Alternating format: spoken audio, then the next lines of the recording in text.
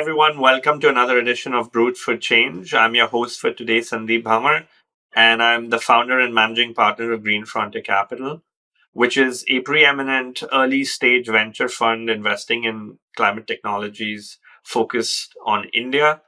We have with us today a very, very special guest, Dr. Jagjit Nanda, who is the distinguished scientist at Stanford's Battery Labs, which is a public-private partnership operating out of Stanford with the focus obviously on battery chemistry and battery technology development. And Dr. Nanda has woken up very early in the morning in California to do this podcast with us. So we're very grateful to have him. So without further ado, welcome Dr. Nanda to another edition of Brute for Change. It's really great to see you here. Thank you, Sandeep. And it's a privilege and honor to be part of this podcast and fortunate to be associated with Green Frontier Capital through various technical discussion and path forward for sustainability. I think this is an excellent question to begin. So, as you know, Stanford has been a leader of innovation and spinning into company. If you see in the early stages, there's a lot of this innovation in software, AI, and a lot of this computer science. All the giant companies have come up. But in last decade or two,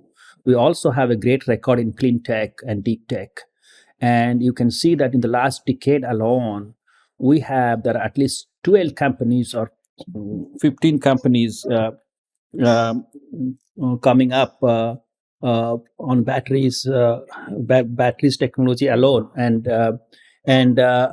these are from early stage on various aspect of climate and sustainability.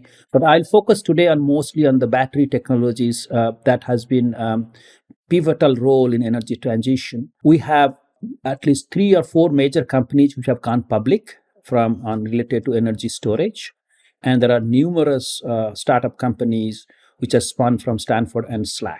Great. And so, what do you in the course of your research? You've done it both at Stanford and in terms of your earlier, associations with various scientific institutes.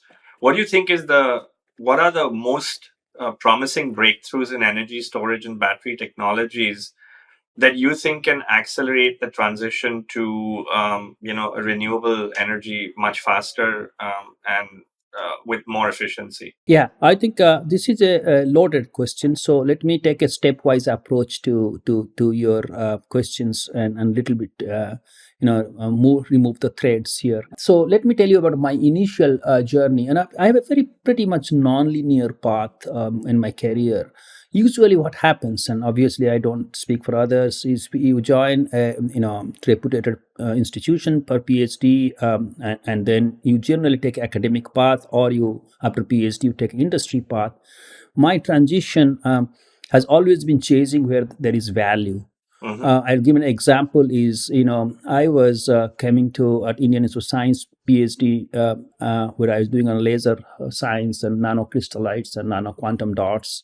Last year, chemistry Nobel laureate prize you can see on quantum dots. But then I came to Stanford to do some ultra-fast laser work on quantum dots for basically energy conversion. And then after that, I transitioned to Los Alamos to do some really cool stuff that is for national security and also for lasing application. Doing that high-level, fundamental, deep science have given me a perspective to really adapt to various tough areas of energies because of this deep root in scientific base. But then I realized that I need to do something that has direct impact to the real world. So after that, instead of joining a top-notch school, I took a lateral path to joining industry. Instead of that, I went to Detroit to work for Ford Motors in the very early days of lithium ion. And then the lithium ion was very tough. People are saying it's very cost intensive compared to other technologies. So there I worked on early stage of lithium ion, a lot of good work, fundamental patents, and a lot of companies were spinning up in early 2000. After spending few years, what I call as industrial sabbatical, I came back to Oak Ridge when there is a transition. And the Obama government came in DOE, and a lot of people from industry came to Washington, D.C. And I moved to a national lab with a joint position in the University of Tennessee. to Mhm. lead battery work from fundamental to application. And I successfully led a 14, 15 years of research before coming to the Stanford Battery Center, which I'll be following up the goals and vision of the center in your follow-up questions. So did Stanford reach out to you? How did the transition happen from your industrial to Absolutely. battery? The connection helps. Since I was a fellow here 20 years back, it's amazing how the alma mater remembers you. Yeah, yeah, So, true. and when I transitioned, it was simple. I still see my fellow days, postdoctoral days, young photograph in the HR. All they did is to change my new photo and change my designation. I Uh, see. that's a that's an amazing thing how your alma mater remembers you and always welcome you back and gives a preference to, because you know the ecosystem, you know the people, and you really cherish that. I'm sure, Dr. Nanda, you look as young and as handsome today as you did at that point in time. So it should not have been very difficult for them to basically do that. But Sandeep, Um, it's difficult to beat you. Anyway. Dr. Nanda, as Green Frontier Capital invests in early stage climate technologies, and obviously, early stage would imply that we invest in startups. Now, from your perspective, given that you're in the mecca of the startup world, located right there in Silicon Valley, and from what I've recently learned from you also, is that you yourself are a part of a startup now as a co founder. What qualities do you think investors like ourselves, venture capitalists, should be looking for in young companies that are working in this space, climate technologies, battery storage, energy transition, etc.? I think this is an excellent question and segue. And I'll be deep honest with you. The question people asked me, including some of my company current Rincell CEO Jignesh Parikh, and obviously the startup is GFC Green Frontier Capital is really one of the investor in it, and we cherish this amazing relationship and the work.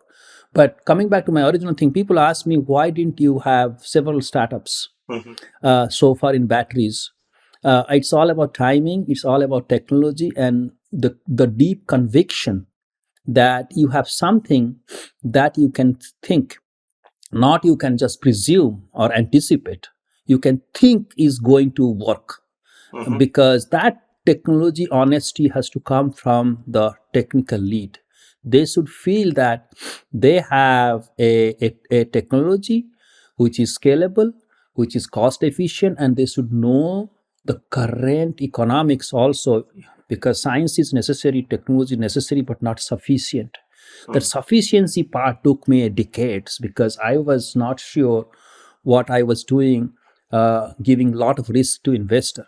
So Hmm. coming back to absolutely being the integrity here, you have to, the researcher or the co-founder has to really take honest decision whether, giving the state of the world, giving our cost economics market, you should find your right partner and the CEO who can take it leap for your technologies. I think that time came with Rincell, which is really, we waited for silicon to mature into something really good performance. We have to customize it, but reduce the cost, and we have to really target it accordingly to the market. And I think that time had come to jump into with a unique team. That's number one.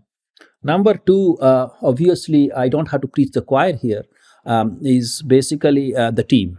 Hmm. Who is the team, what expertise they have, and what is the emotional resilience of the team. Staying here with your co-founder and the CEO, and constantly engaging in all kind of debates and meeting the people, and people like you always in touch with us and coming in person to meet us, the progress matters a lot in day-to-day running of this new venture. I Hmm. won't call a startup, this new venture. And obviously, you've had an opportunity over the years to be associated with various startups, but there's a reason why you chose Rincell. And I presume that it actually has something to do with the fact that your co founder was someone that really impressed you with his work ethic, So his knowledge. that's exactly what I said about the team, and the co-founder Jignesh Parikh has a fabulous record, and so much product focus, customer focused, and then with the way we complement each other is fabulous. Where I'm the innovation lead, I'm the research lead. I look at the same time I bring a sense of honesty and credibility. One thing that I realized, that being a credible partner to the company and telling the right thing, and guiding the technology, has to be very very honest in the relationship.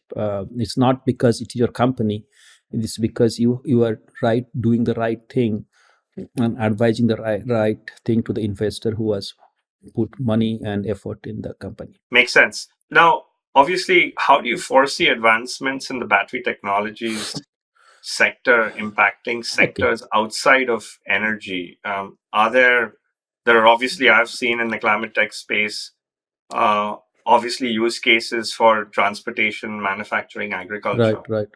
Um, uh, how do you yeah. foresee the advancements impacting those Right. areas?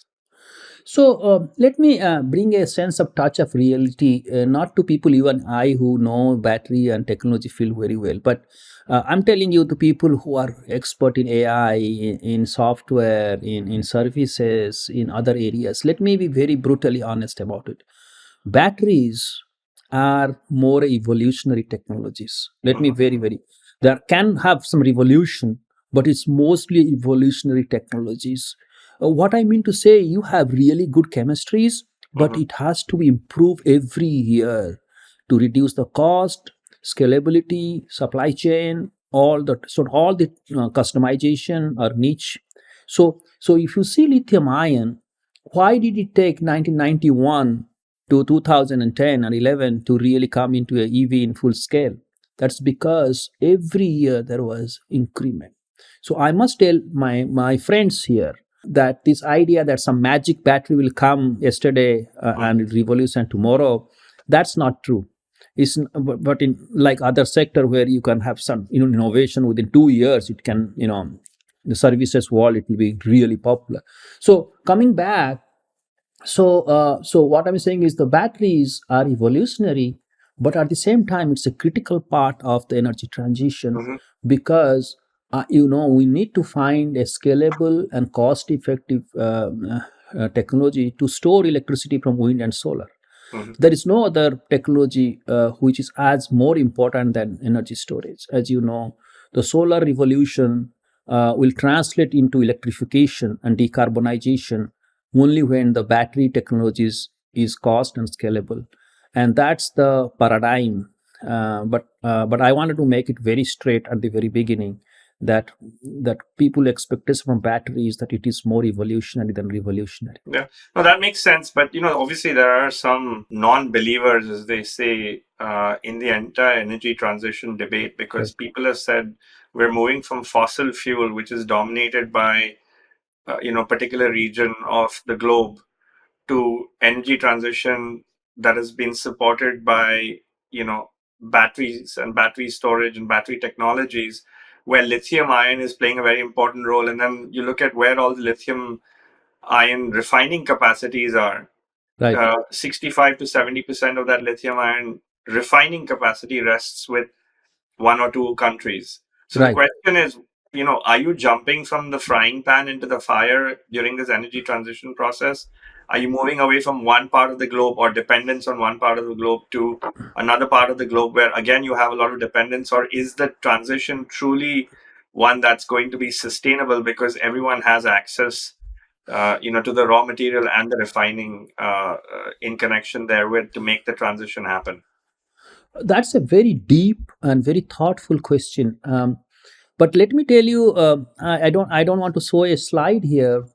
I have a very nice slide which I'm happy to send you. I compare the fossil fuel monopoly by few countries to interesting to battery technology in terms of geographical location of fossil fuel and refining. You are absolutely right. But if you see what we have done in last 4 5 years with with IRA coming here. Mm-hmm. with Europe incentives, with Yeah. India there is a lot of incentive. We are trying to shift the dynamics. It's difficult to make the global supply chain more resilient. For example, mining in Australia, finding and finding alternate supply chain or alternate brine refinement facilities in other parts of the world coming from the brine. uh, but coming back to even our one dominant country where it is maximum, those countries also are transitioning away from fossil fuel, except some pockets of here. So the bottom line is that the refining capacity, refining technologies, and the carbon CO2 emission equivalent per ton of lithium-ion batteries, let put you, that's going to be a downward spin in terms of carbon in emission, because we are going to use entirely solar and wind to clean those things. Right now it is not, but even if you look at the fossil fuel equivalent in refining in China, Mm-hmm. except in certain pockets about Mongolia, that they are also using 60 to 70% using clean energy fuels. So I wanted to make this straight, that even those countries where we think we are not using clean technologies, that's not true. It's really changing Yeah, yeah. and moving out from Sure. coal And and of course, fossil. that creates the promise for other, uh, you know, uh, technologies or chemistries. I mean, there's a lot of talk about sodium ion, zinc based chemistries that are also likely to replace lithium I ion will in the come to long those term. use cases. Yeah, It's just that they may be created at a lab level today, but they've just not been yeah, successful in terms of scalability. You've not yeah, just been able to show the proof of concept, but obviously there's a lot of work going on in those areas, and I'm sure that you're involved in some of those areas intimately as well. Um, right. so that kind of brings me to my next question: is that obviously Stanford is a powerhouse in so far as the startup ecosystem is concerned. But what role do you think universities like Stanford play in shaping the next generation of tech innovations? And how do you think they can collaborate more effectively with industry and investors? I think this is a perfect opportunity to tell you that the Stanford SLAC Battery Center, that I am the director, why this was set, and how can this could be a unique accelerator for the rest of the world, and why. Because the question we faced is that there are so many centers in this world, Yeah. an institute, a national lab. What is, and let me make this very clear, and this will answer your question clearly. So this model is I called a revolving door model. What does it mean? From science, technology to solution and back. So, and that back thing is very important, because most of the time, all the great universities and national labs and centers, good science, and they transfer technologies, but the solution piece was missing, Hmm. and also the solution and back. Let me tell you, this is called, I call the revolving door, and this is the unique mantra of this model, which I think people appreciate. That what we are doing is we are trying to find deep scientific solution going backwards. Hmm. What does it mean? It means that most of the time our innovation are from in the lab, are bottom up.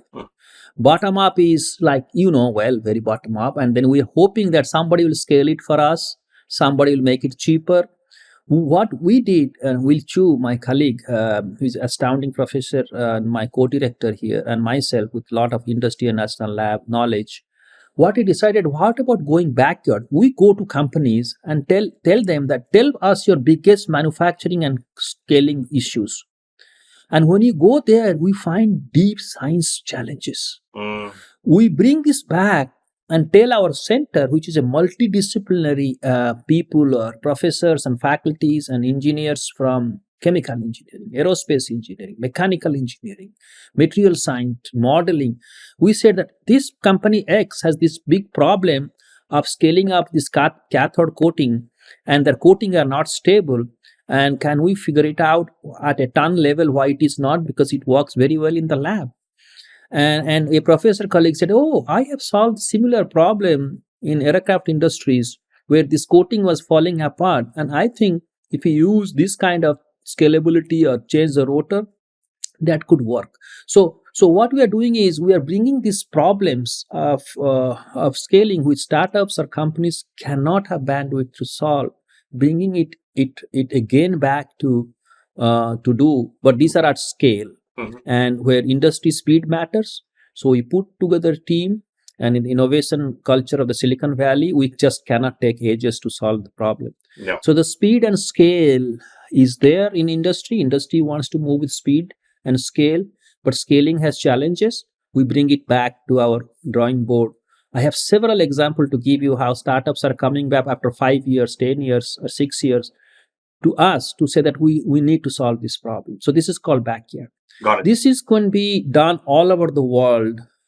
And I think we would be much better in de-risking some of these technologies. Got it. So you feel that public-private partnership model that Stanford has, which then it proactively goes out to corporates to solve their real-world Yeah, problems, yeah, is the model that most yes, yes. universities are going to adopt in Yeah, the yeah, future. yeah, yeah, yeah. And then there's also government. I'll let you emphasize the government R&D is keen. If they Yeah, see the universities and the startups are working, they said we are the one third of it. Take this support and make this work, because we are solidly behind you, because you are going to improve the domestic manufacturability of the batteries here, which is one of our big wish list. yeah, and that's why I just wanted to reconfirm for the sake of our viewers that SLAC is in fact a public-private partnership, right? Because it's a national accelerator. Absolutely. Okay, Yeah, SLAC is a fine. national laboratory managed and run by Stanford University, and it's a uniquely also is a part of the national laboratory of the Stanford University. So we are integrated at the same time. We make sure we follow the regulation that the federal government has in terms of our funding, Yes. how we are utilize this funding. So it makes a really legitimate body to work on this public-private partnership in a very unique way. That's not there, I think, in any part of the world. Makes sense. So, as someone deeply involved in energy research, how do you evaluate the scalability of new green technologies? And what do you think are factors that make them investment ready? Yeah, and so that's an excellent question, and this is place. This is an area where everybody needs to focus their attention, and everybody needs to work toward the game, because it's not easy. I'll start with one thing that we can define the problem, Hmm. which we know, but what are you doing it? I'll tell you our Door School of Sustainability that was just started 2 years back by Dean Arun Majumdar. We have several accelerator program. What does accelerator program means? Meaning you really bet on technologies, or if you cannot accelerator, as John Doerr says, usually scaling is not a hobby. Mm. Okay, so what I mean to say, the way you have to think from the very beginning. Suppose that I'll give an example. Mm.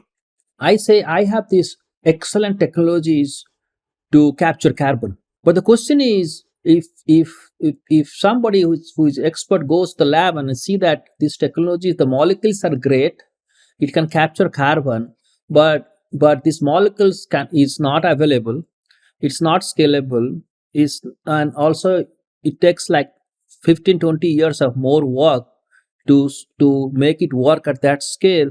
We should say, okay, let's put R&D dollars in it in a separate thing, but let's not pitch this to investor that we can do something, because what do they know? They depend on us.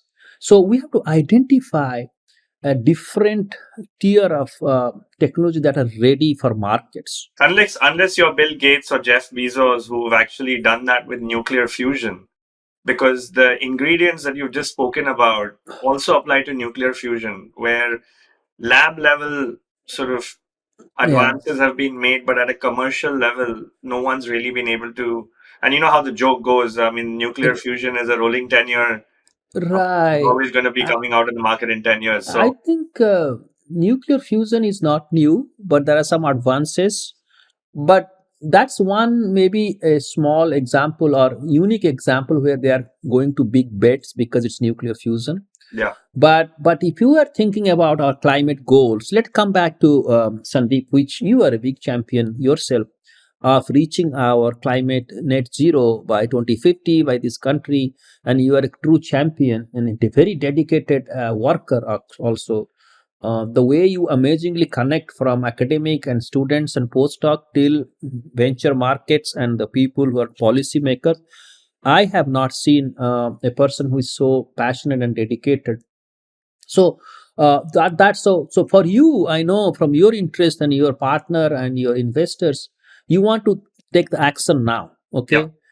So nuclear fusion and battery technology, like orange and whatever, the comparison. Okay. So for apples and example, oranges, as they say.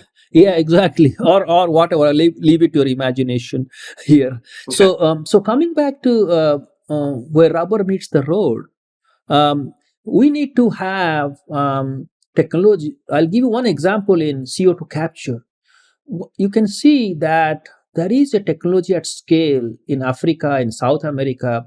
When they cultivate this paddy or some kind of fruit, they leave some kind of hay and straw. And the research shows that if you can you process those hay and straw and leave it there, they will and don't use it as a manure. There's a way you can really capture carbon in Mhm, that way, for mhm. example.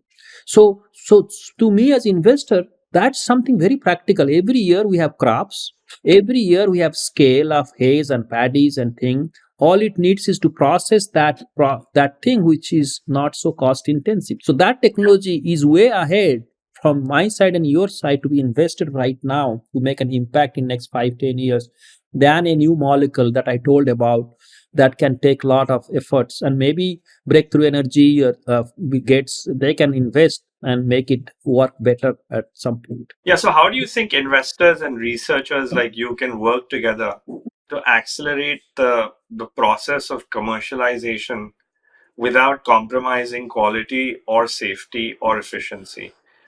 Are there any That models out there that have been successful? What do you suggest? What's your wish list today? If you had to um, work with somebody like us to accelerate commercial scalability, what would you want from us as a I think researcher? the onus is on researcher to get out from. So first of all, both the investor and the technical people have. We all have to go out from our comfort zone. It's not business as usual. Absolutely, meaning academic improvements and research and publication and training is supreme. I'm not saying this is really holy and really good, but I think there are not many example where for example for researcher have really gone on the field to work on problems. And I'll give you an example where I feel uncomfortable myself is that for example battery technologies. People think, oh, Jagjit, you know a lot about battery things, but when I go to a pilot plant, lot of my knowledge that I really think I know, it is putting under test. Yeah, When you go to gigafactory, they want solutions in real time, because the line is there, millions have been stake. What research, suppose the batteries coating is not working or something is not adjusted about R&D, how do you solve it? So to answer your question, there is no black magic, but I feel it can only happen when we go out from the comfort zone and go for go to the pilot plant, go to the gigafactory and see what are the issues you are facing in manufacturing sciences, in scaling science, and bring that back to our desk to solve it, because it's already, the bus has left, as I said. yeah, So basically I think we need to go out from a comfort zone, and maybe we can learn from solar industry a little bit. When they were scaling up silicon in a big plant from industry, high quality silicon, mhm. crystalline silicon, what are the challenges in faced, and what are the manufacturing, how the engineers and researcher went to field to solve those issues.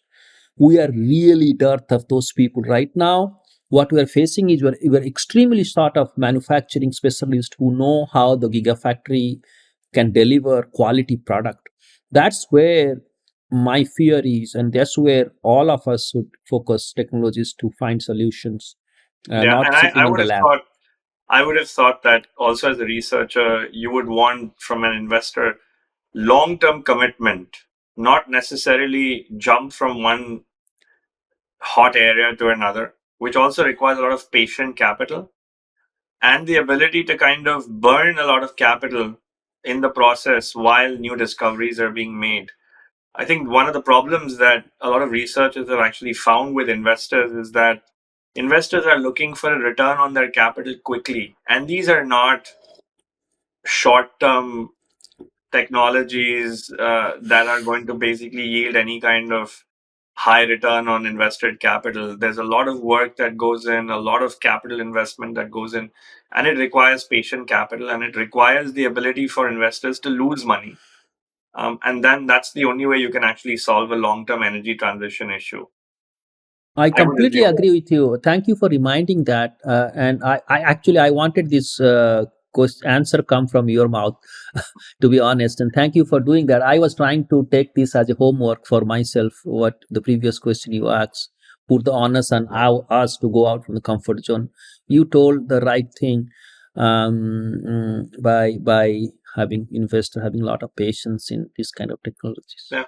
So my next question is, in the battery storage and the battery chemistry areas, what do you think are the biggest challenges that are being faced today? Is it access to researchers? Is it access to commercial level pilots? Is it access to capital? What do you think are the biggest challenges that are preventing? Is it effective regulation? Is regulation even required in these industries, or do we allow the market to effectively determine, which is the best, form of energy transition technology that's going to prevail? So, if somebody like us has to actually make a bet on a company or on a startup, what do you think are the greatest challenges that we should be looking for that startup or that company has effectively addressed in an effective manner Right, before right. looking into that? Yeah, yeah. So I think there is value in entire chain. There is actually, as you we just I don't think we should spend any time on. You already told that investors would have patience in putting early stage R&D and wait and till it matures inside. Let's spend the next 5 minutes on some of this matured chemistry R&Ds which is done, is working well, but it needs customization.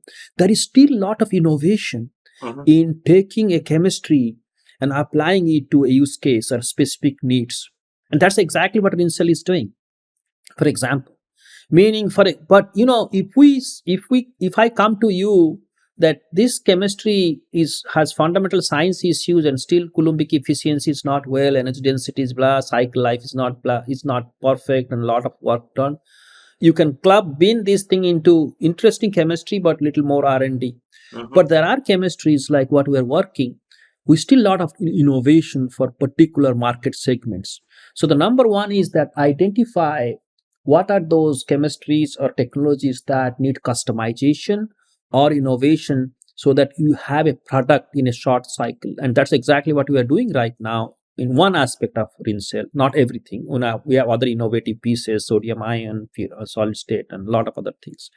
But to answer your question, let's not forget cost is a big research. I always tell when I tell my R&D colleagues that cost is research, they wink at me. Actually, to be honest, cost is a big research. Let me tell you how cost is helping the lithium ion batteries. Why LFP has come back? Why the lithium iron phosphate has come back? Somebody like John Goodenough have this iron chemistry which is perfect and good cycle life, everything on the back store, and it was all there. Hmm. Iron, remember. And then, of course, people went on nickel and cobalt because the high energy density automotive community loves it. But look at the powerful value of innovation. We have a mature technology in LFP that we can bring again Hmm. to the automotive and do the cell and pack engineering work. Yep. So cost is a big issue because somebody like John Goodenough realized that iron and phosphate are safe and cost may not be very high performance, but just do it and we use it. So coming back, so cost is a big research. I think the development of new cathode chemistries that even Rincell is trying to do, LMFP, where we are putting manganese and we are moving away from nickel because of many other reasons. And also the silicon Into anode technology, right? the silicon anode is very high performance, and also silicon is earth abundant. To so the point is that cost is a big research, and we are trying to work on that. Secondly, customization and really focusing on niche markets before they become successful. You never know, the cost goes down so that it will also goes to EV. That's what we have seen in a lot of these chemistries. Okay. Um, Now, going forward, from your perspective, because obviously you tend to look at a lot of technologies and come in contact with various innovative solutions to the energy transition problem. Where do you think there are areas in the area of climate technology that continuously see underfunding or under exploration, and where do you therefore see the next big investment opportunity? Well, the biggest opportunity is industrial decarbonization. Let me be honest with you, because a lot of industries still use heat, um, and this industrial heat, cement production, and concretes, steel production is where I think we can really have very impactful use if you can use electrification for manufacturing steel, manufacturing cement, and a lot of these thermal plants and heat, industrial heat, because the way the heat is generated for industry is very inefficient and very use a lot of fossil fuel. So I think more and more, and that's a really where people are talking about hydrogen and other things, because I think batteries immediately have to go for transportation and Yeah. cleaning the grid, but slowly as our bandwidth increases, and we go into trucks, for example, um, then we feel that's where there's a gap is, where we need to work on cleaner technologies that for industrial decarbonization, which includes heat. How to use, maybe hydrogen will come, but maybe it is decades away from where we are right now. Yeah. So, just on that point, very interesting observation that I've seen in the past. If you looked at technologies, a lot of technological innovation, low cost technological innovation took place in countries which had access to cheap engineering talent, like India, China. And then those technologies effectively would be exported and priced in another market where there was a demand for that technology, but where that research would have been very expensive to undertake, and Yeah. therefore the final solution would not have been cost effective to drive adaptation and also cause any kind of disruption. We've seen examples of that in India, for example, in the software industry, where a lot of Indian software programmers came over to the United States and built an entire industry in Silicon Valley based around the software services sector. However, now what we're seeing is that, given that the largest growing industrialization is happening in the global south, especially countries like India and China and Indonesia and Malaysia, but the innovation for application of those technologies is happening in the global north. So what's happening is that there is a lot of expensive technologies being developed in the global north with applications in the global south, but they're not priced appropriately for the global south. So therefore, my question is, there's obviously this reversal that has happened, and therefore, how do you think that innovations in the global north or in the global south going forward could reshape the landscape of climate tech? And what role do you think countries like India and China could play, or emerging markets could play in that regards? Yeah, this global north versus global south divide remains, and it's a challenge, as you know.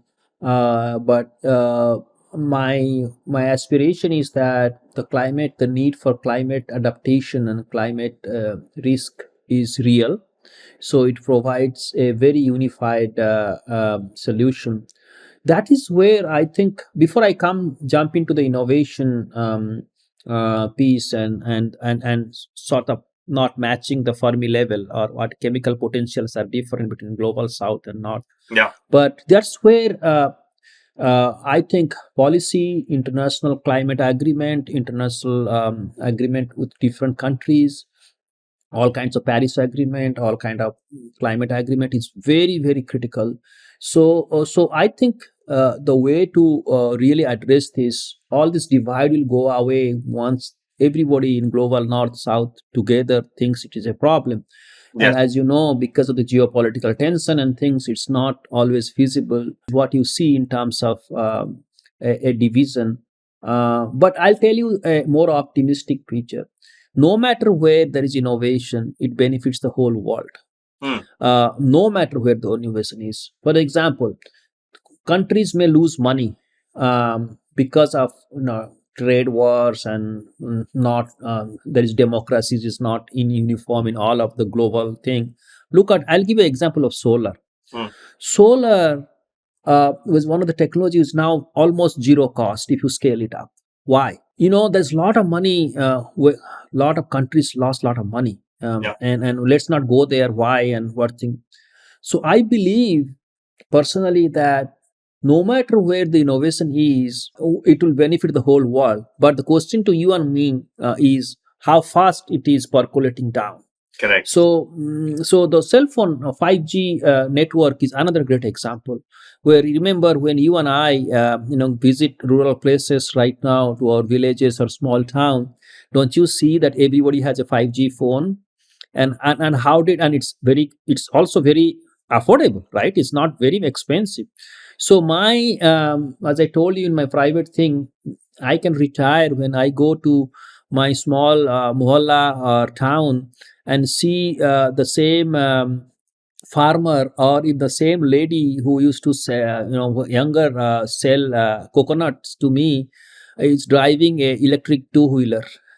So that's already happening. So that's why I told you the cost. So for me, no matter where the innovation happens, eventually whole world, but the question is how soon, how we can do this so that global climate change is also taken care of.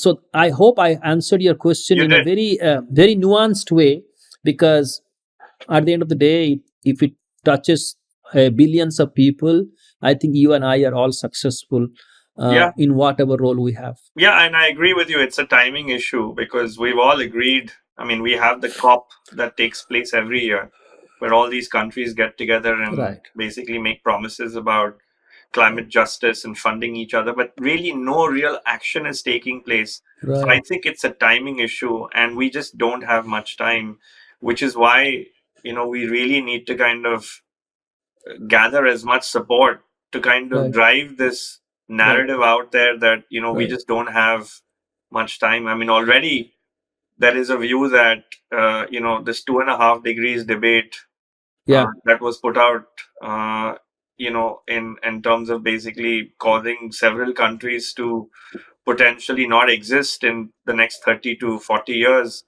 We're already too late to address that 2.5 degrees kind of situation. So let's see what happens there. But obviously, I think blended finance is going to play a very important role. Somebody is going to have to gain, somebody's going to have to lose. But overall, humanity is at risk, and we need to actually all come together and get rid of our individual situations. Now, coming to the last few questions, one of them is one that I'm sure will be very close to your heart because it refers to the area of solid state batteries and other innovative storage systems. So, how close do you think we are to making solid state batteries and any connected technologies mainstream? There's still a lot of conversation about whether solid state batteries are going to become mainstream or not. You've written a book on solid state batteries, so people yeah, kind of think of you as the Yeah. person who wrote the Bible on that. So it would be great to get your feedback. Solid state batteries will continue to evolve and mature no matter how things, how fast. The question is, we still have some manufacturing and cost and scale hiccups. Performance wise, we can achieve very high double the energy densities, but the question is, the man it's not a drop in replacement for lithium ion. There is need manufacturing innovation to make it scale and at a cost what we want to do that. I think in realistically, in my personal opinion, companies may disagree. It's still a decade away from making it happen. In what form it comes, whether it comes as a silicon as anode, or a graphite silicon as anode, or eventually lithium metal, it needs to be figured out. Secondly, safety. We still need to collect more data to make sure that solid state batteries are equally less. So the claim is that it will be extremely safe compared to flammable organic liquid catching fire. We don't have a lot of data yet. So as this technology evolves, and companies and academia and researchers put a lot of data supporting that solid state batteries are safe and high energy density, I think then industry and everybody will get convinced. So we are two things away. We need still manufacturing innovations that will reduce the cost. Secondly, we need a lot more credible data to show that they are safer compared to the state of the art current technologies, battery technologies. So from a These two timing things are. perspective, what would you say? I mean, how far are we? Like We are 5 years, 10 years, we still have decades. a few decades. We have still have decades or more, despite some claims by big OEMs and things. But hey, if they really can do it, I think you and I will accept it gladly. But from a researcher academic perspective and from my visiting companies, I think we need a lot of momentum from industries to put our 2 cents each so that this goes forward. Got it. Uh, Last two questions. The penultimate question that I have for you is, obviously a lot of innovation and research goes on inside academic institutions like Stanford, Berkeley, MIT, Columbia, Cornell, and what have you. Typically, what is the process by which, because, some of these technologies that are worked upon are for academic purposes, but they have real world applications, and some of them never ever reach the marketplace. So, what's the model for how the corporate world can actually work with universities to take some of that innovation that's happening inside the universities and help commercialize? Does Stanford have a model for something like that? Is there a licensing model? Or does the IP continuously belong to Stanford and there is no hope for any of those technologies to ever come out in the market because it remains the property of the universities in which the research was done? How do universities approach that? I mean, not just universities. You were also involved with Los Alamos, for example. How do some of these technologies reach the marketplace? What's the model?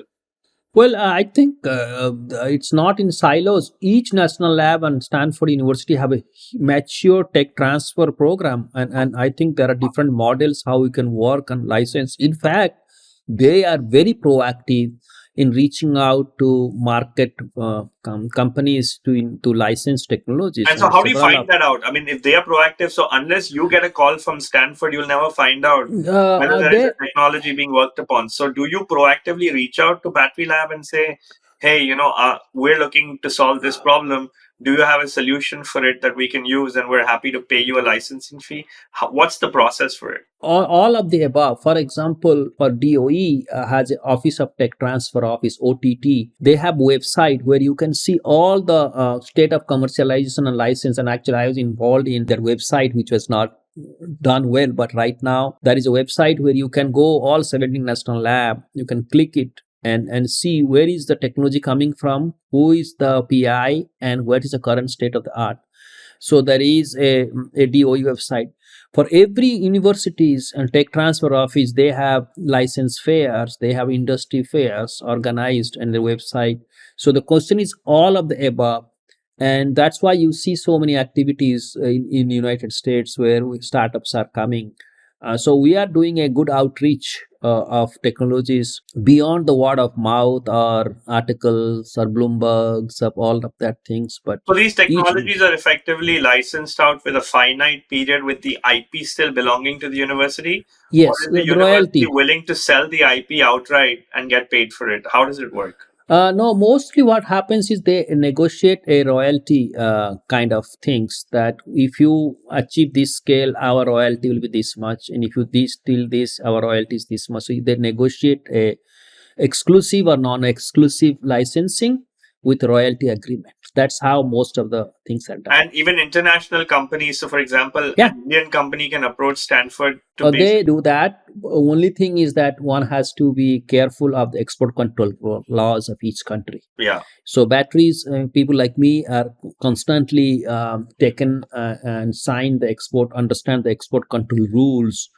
Beyond what stage I can talk and publicly give a lecture beyond the export Yeah, and control. especially because you guys work so closely with the Department of Department of Energy, Energy and exactly, Department of exactly, Technology, so there's a lot exactly. of confidentiality associated with those Right. But technologies. Stanford is pretty open to licensing, and it's a public That's good to universities and know. And open who innovation. would They people believe reach in out to? Would it be you yourself?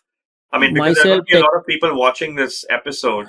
yeah. So if people want to kind of reach out on technologies related to battery storage, battery chemistry, or even looking for interesting startups in the area, how do Right. people get access to startups or founders that are actually working on unique problems within Stanford? How do they reach out to them? Through yourself, through Slack? So multiple way. That is Stanford Energy website. That is Stanford Energy. That is OTL, Office of Technology Licensing, which has all the supervisory role of all the technology transfer, the agreements, everything, and they have people and lawyers and IP experts there to help. All of the above. And all they need to do is to go to the website and type some search keywords, that technology transfer licensing, that's it, and they'll give you the website, and there's a POC for that, point of contact. You pop up some names. All you need to do is to write an email based on things that, okay, how this is what I want, and somebody reach out to you. That's true for many institutions actually. Okay. My last question for today, Dr. Nanda, you are constantly referred to as one of India's greatest exports. And a lot of people have asked the question, will someone like Dr. Nanda ever come back to India and do something for his own country? And Actually, yeah.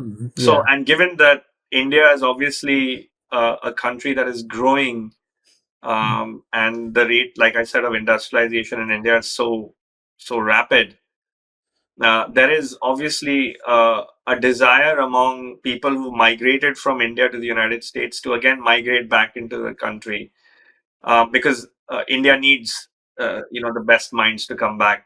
And now the infrastructure is being built up to accommodate that reverse migration. What are your long-term plans? Where do we find you in a few years? Do you continue to be at Stanford? Do you continue to engage with industries in the United Yeah. States, or in a true Swadesh form, where we see Shah Rukh Khan, who had gone to NASA, and he comes back to India because he basically believes that the time is right for him to contribute back to his own country. Do we see Dr. Nanda going back to India ever? I think you and I agree. Just because we physically live here with families doesn't mean we are disconnected. Actually, I'll you'll be surprised how much I'm deeply involved. Where people from India are calling me to know about India, because this is where especially in my case, especially because if you have done a PhD in industrial science in Bangalore, you know the ecosystem and the leaders. So basically, when the government leaders and in India reach out to Stanford, I think my being staying here is providing more value addition to India many times than staying in India itself. Number one is all the latest information, all the academic research, all this exposure, proper rules and regulation of government and things. We have to honor that, but still, a lot of this value addition is there, and pass on to this knowledge. That's number one. Secondly, if somebody is passionate, doesn't matter where he or she lives, going back or giving back to your country of origin, and that's absolutely true. doesn't matter where you live. That is happening as we speak. And then with new rules on globalization, the boundaries are becoming more thin. So it's not it's going an issue of contributing to the country of your origin, whether it's education, research, or tech, or areas of companies working with Stanford or the ecosystem here. You are enabler. As long as you and I are enabler, connecting people and technology areas, I think we are successful. Well said. Well, Dr. Nanda, it's been an absolute pleasure to have you on our podcast. We really enjoyed having this discussion with you, and I hope that we remain in touch and we can have you for another podcast in the near future. Thank you very much for making us available today. Thank you, Sandeep ji. It is a pleasure talking to you as always. And I'll thank also the technical support team here for making it a very joyful and pleasure experience from it. We didn't have any technology hiccups or anything. Thank you. Thanks. Thank you, Dr. Nanda, for those excellent responses, and really appreciate you spending the time with us today. And I'm sure that we'll have an opportunity to interact once again, because obviously your industry is seeing great strides, and it would be unfair for our viewers if we just did one episode with someone as informed and as appreciated in your field as yourself. So we look forward to having you. And again, thank you very much for doing this episode with us today.